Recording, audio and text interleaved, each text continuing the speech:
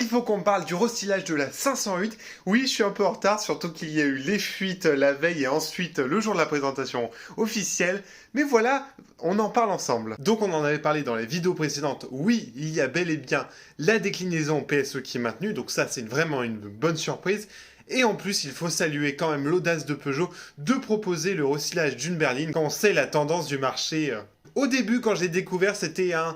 Moi, je savais pas trop en quoi en penser. En fait, j'avais eu tellement un gros coup de cœur en 2018 que finalement, j'étais un petit peu mitigé. Mais en fait, à force d'en parler, à force de la regarder, le design montre vraiment son efficacité. Alors ce restylage est vraiment bienvenu et logique. Le but c'est de lui donner un petit coup de neuf à mi-carrière, histoire de relancer un peu les ventes, de l'insérer dans la gamme actuelle qui est en vraie mutation et de porter le nouveau logo qui a été introduit par Peugeot 408 et Peugeot 308 notamment. C'est pour ça qu'on a la même base de feu très effilé et agressif, la même calandre qui est juste magnifique, qui vient se fondre dans le pare-choc. Mais là où elle est unique, c'est pour l'abandon des crocs LED au profit de 3 griffes. Clin d'œil au concept car Inception et à l'hypercar d'endurance, la 9X8, qui va prochainement parcourir Le Mans. Alors juste un petit détail, j'aurais bien aimé avoir des feux en défilement, c'est un petit détail, mais finalement c'est pas le cas, mais voilà.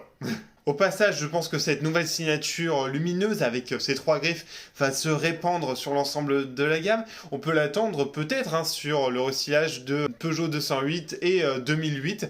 À voir. Il y a vraiment une personnalité affirmée, hyper agressive, hyper efficace à travers cette nouvelle personnalité de la 508, surtout dans la version PSE, avec la calandre sombre qui contraste parfaitement avec le blanc nacré. Moi, ce qui me marque, c'est vraiment les 3 quarts avant. Mais vu du dessus, on a vraiment l'impression d'avoir une gueule d'un lion. C'est pas du tout marketing, mais moi, ça me fait penser au Sarlacc dans Star Wars. Je sais pas pourquoi.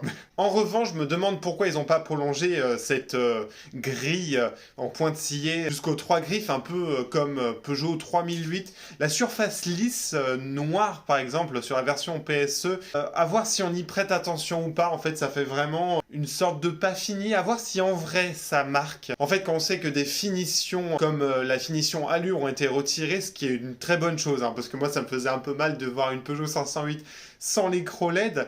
C'est d'autant plus une bonne chose parce que si on imagine une 508 sans les 3 griffes, ça aurait vraiment une grande partie lisse et encore plus accentuée pour le coup. Donc voilà. Pour l'arrière, les changements sont plus subtils, la signature évolue avec parcimonie pour des griffes plus inclinées, plus agressives dans le design, clin d'œil au Peugeot Inception, mais surtout qu'on retrouve déjà sur Nouvelle 308 et 408. Avec une technologie 100% LED. Sur la malle arrière, le logo laisse place à un Peugeot écrit en toutes lettres, comme le fait par exemple Skoda ou Volvo. Ça, c'est une symbole évidemment d'une montée en gamme. On sent qu'avant, le bandeau noir était prévu pour accueillir le lion. Là, c'est plus le cas. Ils n'ont pas choisi de rétrécir ce bandeau noir. Du coup, à voir si le lettrage arrive à occuper tout l'espace ou s'il y a une impression de vide. En tout cas, pour l'instant, ça fait efficace sur les images. Sur les images, surtout sur la version PSE à l'avant, le 3 quarts avant fait vraiment plus trapu, plus agressif comparé à l'ancienne version, à voir si c'est une question d'angle de prise de vue. Elle a une vraie personnalité, dommage d'avoir enlevé certains éléments distinctifs qui étaient propres à la PSE en vert kryptonite, ces petits éléments surtout sur le bas de la voiture, mais ça reste tout de même très efficace en termes de design avec une vraie personnalité. À noter, pour les couleurs de carrosserie, le gris sélénium qui était spécifique à la version PSE sera dorénavant possible sur toute la gamme. Côté intérieur, enfin, on évolue sur un niveau divertissement plus réactif et plus intuitif. C'était vraiment l'un des points noirs de cette 508. Aussi, la résolution qui évolue pour les caméras. Ça aussi, c'est primordial quand on veut aller se confronter aux Allemandes. Et en parlant de ça, l'intérieur évolue aussi sur les finitions. On a de l'Alcantara qui est désormais disponible sur les finitions les plus haut de gamme, donc je pense GT et PSE. Côté motorisation, là, c'est là que ça pêche un peu, on va me dire, à mon avis.